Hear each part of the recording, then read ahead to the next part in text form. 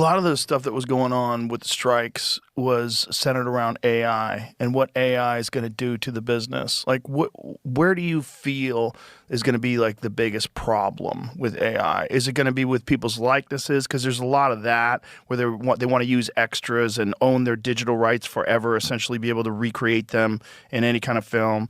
But then there's also, you're going to have films that are written by artificial intelligence. You're going to have scenes that don't involve people. And it gets weird, right?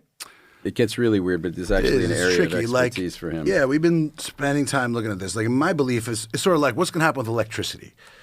Well, a lot of shit's going to happen with electricity. Some of it's going to be good. Some of it's going to change stuff. Some of it's going to be like, this is going to be, shit that kills a bunch of people. Like, it's opening a door that you can't, say, well, talk about it in a kind of a blanket way. But I think with what I see is that, for example, if you try to get ChatGPT or Claude or Gemini to write you something, it's really shitty.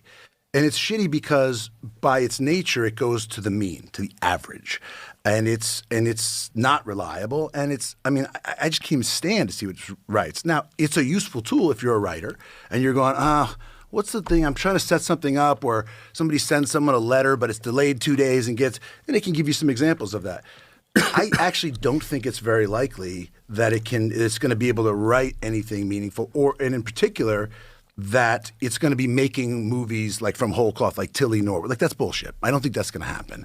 I think it's not. I think it turns out the technology is not progressing in exactly the same way they sort of presented it. And really, what it is going to be a tool.